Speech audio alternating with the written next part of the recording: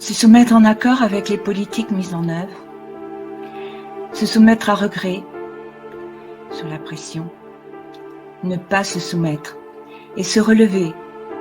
Ainsi se résume désormais notre choix de vie.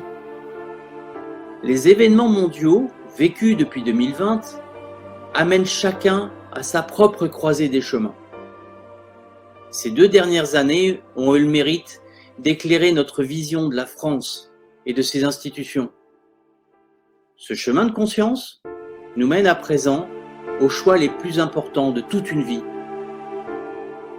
L'exécution de cette politique mondiale voulue par une poignée la rend de plus en plus visible aujourd'hui pour ce qu'elle est vraiment. C'est-à-dire à sa base, vous mettez d'énormes mensonges qui orchestrent la peur, ensuite vous l'alimentez par un véritable terrorisme médiatique et ensuite vous imposez un mode de vie totalitaire par le biais d'organismes corrompus financés par les plus riches de la planète. C'est simple. Le faux prétexte sanitaire est utilisé à répétition, tout comme peut l'être le prétexte écologique, dans un contexte de pénurie organisée, qui vont très vite aggraver la situation pour mieux soumettre les populations. Les niveaux de corruption, mais aussi d'incompétence des institutions, des milieux politiques, des milieux médicaux, de la presse subventionnée, ont permis jusque-là cette mascarade, face à un peuple médusé, hypnotisé par la propagande et diverses techniques d'ingénierie sociale, conduites sur des décennies. La révélation est brutale pour beaucoup d'entre nous. Oui, nous sommes à la croisée des chemins. Faire le grand écart entre la peur de dire non et la liberté de choix n'est plus possible. Trop d'enjeux en sont tributaires. Il en va de l'avenir des générations qui nous suivent. Ce sont désormais 2 modèles de société très différents qui se présentent à chacun de nous sans compromis. D'un côté, on nous annonce, au travers d'un nouvel ordre mondial, une société uniformisée de contrôle total des individus avec des visées transhumanistes. Celle que tentent d'imposer avec autorité les gouvernements des nations occidentales et leurs mentors, celle où les gardiens de la paix sont devenus les forces de l'ordre. Un modèle où toutes les libertés fondamentales, jusqu'à la dépossession de l'éducation des enfants, seront perdues, en échange d'une prise en charge du citoyen réduite à une dépendance croissante aux autorités par le biais de règles liberticides et de technologies intrusives. Cela peut séduire ceux qui céderont à la peur.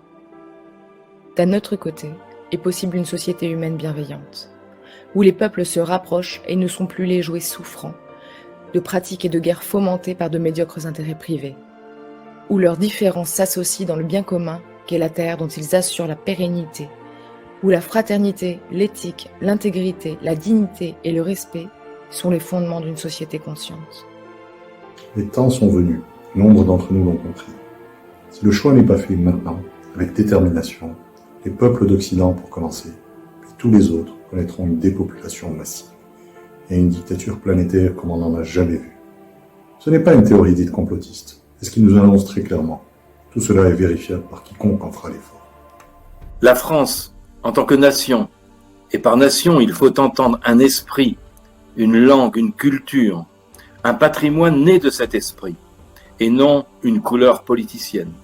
La France, donc, a été littéralement démantelée par les pouvoirs successifs au fil des ans. L'excès du pouvoir présidentiel y est unique en Europe, et sa constitution est gravement violée depuis 2008. Une confusion croissante est entretenue sur ce que sont les valeurs de son peuple, à commencer par le devoir inné de protection des plus vulnérables, dont nos anciens et nos enfants, le respect entre hommes et femmes, entre adultes et mineurs, entre l'humain et les autres règnes vivants, entre l'homme et la terre qui l'accueille. Il faut porter le regard haut, car c'est à ce niveau et pas en dessous que se situe aujourd'hui notre décision la plus importante. Ne nous arrêtons pas aux détails dont les politiques, les médias et l'opposition contrôlée nous sature. Il n'y a aucun salut à ne regarder que le bout du doigt et non ce qu'il désigne.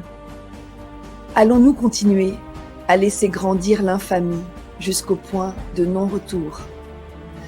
Ou allons-nous dire non, une fois pour toutes?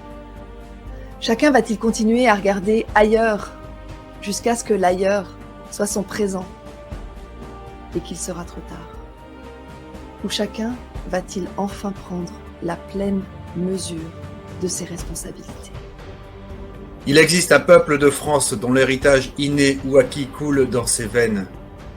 Il est prêt désormais à se lever pour restaurer sa souveraineté et arrêter dans leur course folle les sociopathes qui veulent pour lui écrasement, dégénérescence, contrôle et soumission. Nous leur avons laissé trop longtemps, trop de pouvoir de nuire dans l'impunité de leurs actes. C'est à ce peuple-là que le grand appel est lancé. Il ne s'agit pas de se demander comment faire, car nous le savons. La solution n'est pas de manifester dans les rues pour réclamer, parce que nous n'avons rien à réclamer, puisque nous ne leur sommes pas inféodés. C'est un terrain qu'ils contrôlent, comme ils l'ont fait d'ailleurs avec la plus grande violence lors du long épisode des Gilets jaunes. Mais il existe un terrain qui n'est pas le leur, celui de l'intelligence collective du cœur.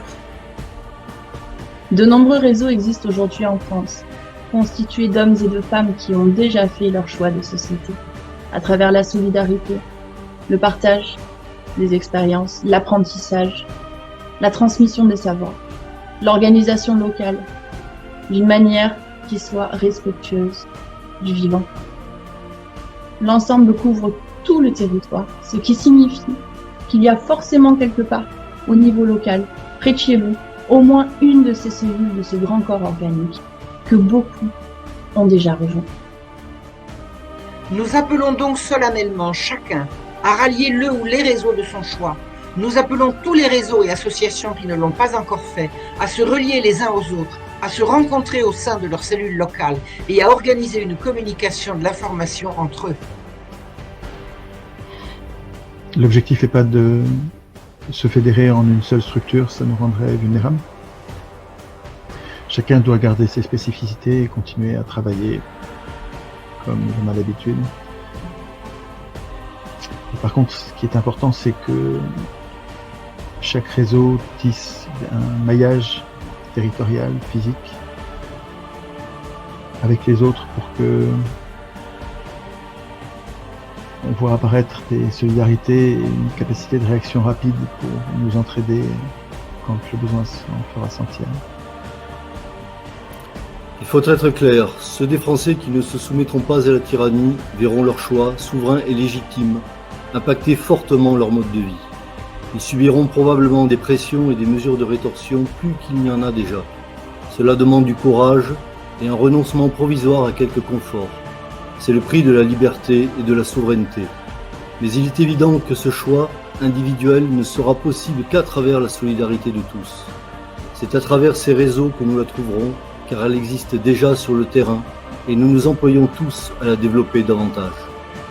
Plus personne ainsi ne sera seul pour faire face aux difficultés à venir à court terme et nous pourrons organiser correctement la protection des enfants et des plus vulnérables.